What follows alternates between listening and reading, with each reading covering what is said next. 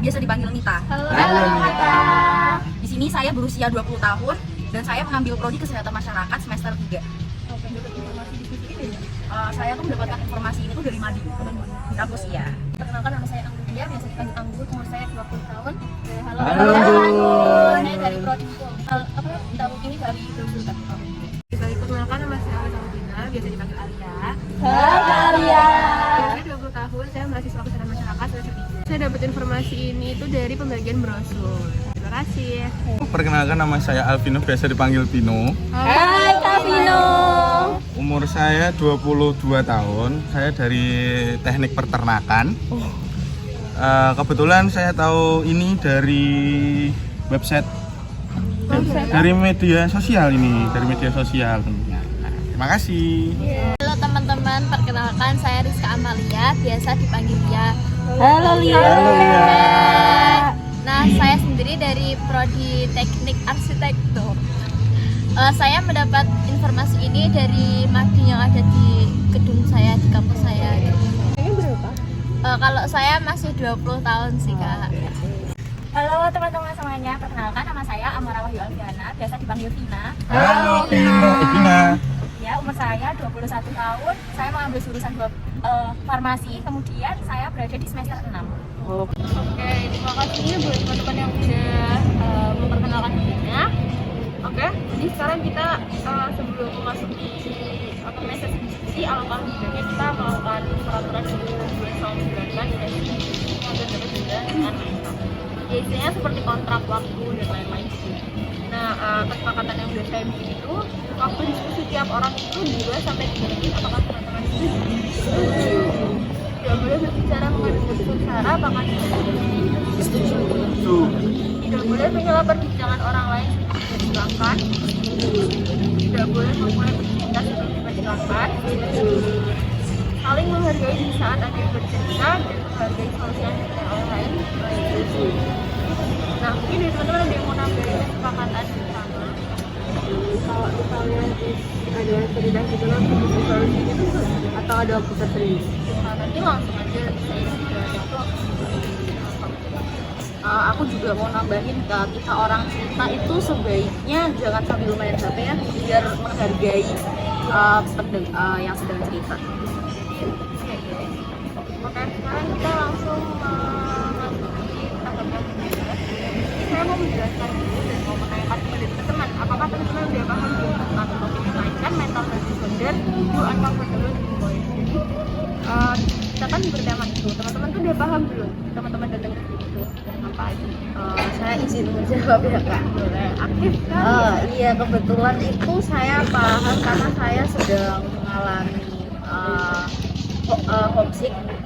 Itu kan termasuk kayak mental health, kayak kangen sama rumah gitu ya, jadi itu kayak ngeganggu tugas kuliahku, jadi kayak kurang fokus gitu juga.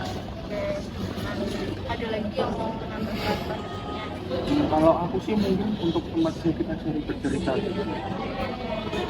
Banget ya teman-teman, jadi kita di sini kali itu nyantai aja, pokoknya santai, tenang, pokoknya saling menceritakan masalahnya dan saling memberi solusi. Jadi kita tuh di sini tuh menceritakan masalah apa yang dialami kita selama masa kuliah, kan kita aja udah temanya udah tentang building knowledge gitu kan. Nah nanti tuh misalnya ada kayak satu orang yang kayak aku nih, itu karena aku apa di kelas orang tua dengan aku tuh gak mau, jadinya saya tuh menjalankan kuliah tuh kayak beban banget, terus aku sampai depresi, stres soalnya gak bisa ngikutin. Nanti teman-teman bisa kasih solusi pandangan kalian main opsinya tuh gimana kayak gitu. Nanti aku di sini sebagai konselornya, saya tuh membimbing kalian untuk menceritakan. Oke, berarti kita maksud ya teman-teman tadi kita tuh kayak gimana diskusinya, caranya gimana dan kesepakatannya dengan dibukain ya tadi. Nah, berarti kita sekarang masuk ke sesi diskusi kita nih. Teman-teman juga boleh mulai menceritakan masalah-masalahnya dan teman-teman boleh langsung memberikan pandangan dari masalah. Ada yang mau mulai duluan nggak? Saya. Kamu selalu mulai duluan loh. Oke, di sini tuh saya ingin bercerita tentang kesehatan mental yang berkaitan dengan homesick nih Kak. Kan karena suasana di rumah saya tuh homey dan selalu ada orang yang kalau saya saat sedih ataupun senang tuh kayak ada tempat buat cerita gitu. Sedangkan saya itu ketika di kelas saya kayak ngerasa perbedaannya tuh kayak hampir 360 derajat sendiri. Karena saya tuh sampai kesepian kayak wah saya harus cerita ke siapa ya. Kadang kan even kalau kayak sedang cerita kan kayak orang tua saya sedang sibuk atau teman-teman saya juga ada yang sibuk organisasi. Jadi tuh saya sampai bingung apa yang harus saya lakukan. Nah dari teman-teman di sini semua itu ada yang ngerasain hal yang serupa nggak sih sama yang saya alami? Pandangan Iya.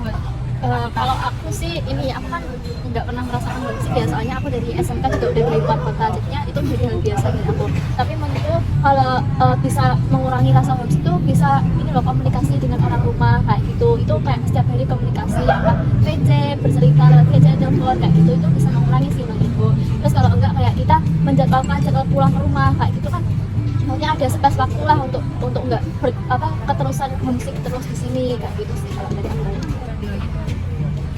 Oke, berarti aku sekarang ngasih solusi tambahan dari aku ya. Bener sih yang dibilang sama Kak Lia ya tadi Iya. ya, bener banget. Jadi dia mendekatkan diri juga tetap ke keluarga dengan berkomunikasi. Terus juga mungkin bisa dialihin gitu loh. Mungkin cari kesibukan, nonton di kamar atau menyalurkan hobi. Kamu bisa olahraga atau apalah. Cari support system sih intinya. Soalnya kalau ada support system tuh pasti kamu gak akan ngerasa sendiri. Dan mungkin di kamar bisa hias-hias atau apa kan bikin jadi kayak tenang kan, kayak dibikin senyaman mungkin. Dan yang penting kamunya sendiri juga harus bisa bersosialisasi dengan orang-orang kita. Kamu ngekos, ya berarti kamu bisa tanya-tanya ngobrol sama tetangga-tetangga kosan. Iya. Makasih ya kakak. Oke, selanjutnya dari siapa yang mau? Saya Oke, silakan Kak Lia. jadi masalah saya ini adalah tuntutan orang tua yang tidak kesampaian. Kenapa tidak kesampaian? Karena kan saya mahasiswa kesehatan masyarakat, tetapi orang tua saya itu menuntut buat masuk ke kedokteran. Berat ya kak? Iya, dan saya tidak ingin karena emang seberat itu. Jadi kayak saya passionnya itu di kesehatan masyarakat, tetapi di rumah tuh orang tua selalu membanding-bandingkan sama saudara-saudara saya yang masuk kedokteran. Jadi kayak kamu kok nggak mau, kamu nggak udah salah tiga, nggak mau nyoba lagi. Kamu posisi udah semester berapa ini? Semester 3. Udah lumayan ya. Iya. Nanggung ya buat pindah ya? Tapi kayak di rumah tuh kayak jadi nggak nyaman gitu. Dan yang paling bikin saya pikir itu dia bilang kalau kan kedokteran kan udah jadi dokter gitu kan intinya. Iya, iya. Kadang-kadang masih mikir mau di mana. Kayak Belum nyusul ya. masyarakatnya. Gimana nih? Menurut kalian Saya ingin memberikan solusinya. Sebaiknya itu kalau menurut saya kamu harus bisa bikin nggak sih kalau kesehatan masyarakat itu juga kan loh sama kerennya kayak nggak kalah kedokteran lah. Oh juga yang mimpin rumah sakit siapa kalau nggak dari lulusan Kesmas. Jadi menurutku kamu harus buktiin aja sama keluargamu kalau kamu pasti bisa, kamu pasti lebih sukses dan mindset kamu harus diubah. Aku harus lebih rajin, aku harus to be better person selanjutnya. Gitu sih kalau dari aku ya.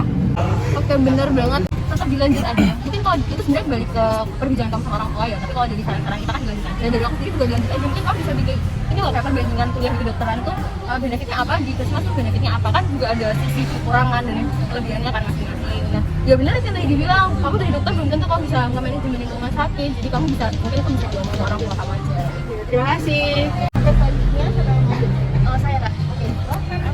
Kalau masalah aku tuh kayak aku tuh nggak tahu ya Kak, di kelas tuh kayak pada nggak suka sama aku gitu loh Kak. Kayak tiap apa yang aku lakuin tuh di video terus bikin story gitu kan, terus kayak aku tuh kayak merasa aku nggak percaya diri digituin. Tapi itu bercanda apa enggak? Kayak enggak sih, kalau sekali dua kali kan kayak bercanda gitu, tapi itu kayak sering gitu kan. Jadi kayak Di paparazi gitu ya. tapi bapak dari dia tuh hal negatif. iya, nah terus kayak tiap mau keluar ke keramaian tuh kayak juga masih ngerasa takut gitu nanti kalau dibujukin kayak gitu. Jadi kamu sampai ngerasa kalau kuliah tuh kayak jadi nggak nyaman. Iya, benar itu Kak. Terus itu mempengaruhi kamu nggak sih sama ujian kalau lagi? Iya, kayak terus aku tuh kayak kepikiran gitu loh Kak, kayak terganggu gitu loh. Kebelah ya konsentrasinya gitu ya. Parno jadi Parno. Iya. Terus solusinya gimana ya Kak itu?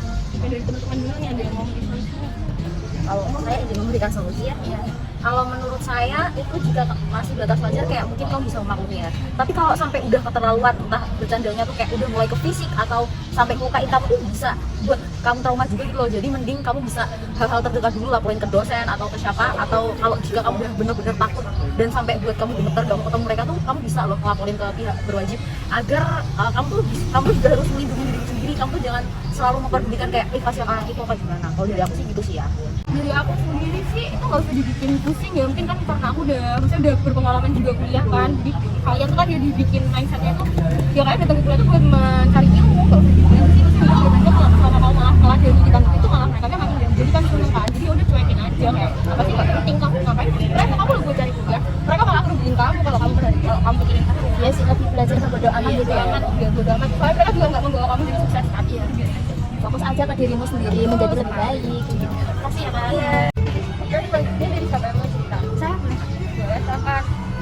Oke, Jadi gini teman-teman, singkat ceritanya di umur saya di 21 tahun ini saya tinggal bareng sama orang tua saya lagi bahwa saya akan mempunyai adik lagi. Alhamdulillah. Alhamdulillah ya. Dan qadarullah calon adik saya itu kembar. Alhamdulillah. Tapi udah Ya, kemudian saya langsung kasih dua pilihan sama kedua orang tua saya karena saya anak pertama ya. Pilihan pertama, saya harus putus kuliah dan bisa mengikuti kerja seperti bapak saya Innalillah. untuk membantu menyokong kehidupan di keluarga saya, atau yang kedua itu saya akan dijodohkan. Astagfirullah. tapi dijodohin itu maksudnya kan kamu kan masalahnya kan kamu nggak mau Ya. dan dijodohinnya itu kamu tuh jadi ikut ya tapi nanti juga keluarganya Otomatis saya langsung biayai saya sama calon teman saya. Ya, tapi Kak, untuk kedua pilihan itu saya benar-benar buat saya stres banget karena saya yang pertama nggak bisa putus kuliah dan yang kedua saya itu nggak mau dijodohin. Ya siapa sih yang mau dijodohin kan? Benar. Tapi sebetulnya boleh tanya nggak dari si cowok itu udah kenal sebelumnya apa lebih kenal belum kenal? Sebenarnya dari dulu udah dikenalin dikit-dikit, tapi pokoknya saya tuh trauma karena saya itu nggak mau jatuh cinta lagi lah ibaratnya, soalnya dari dulu tuh saya udah terambung sama mantan-mantan pacar saya kayak gitu. Sabar ya, Mbak. Sabar ya Mbak ya, enggak apa-apa ujian. tapi itu udah pernah ketemu lagi tuh sama calon Belum sih, soalnya karena dia tuh ngapan ya, dia itu lagi kerja di Australia ceritanya. Waduh. Australia. Pelihara kamu.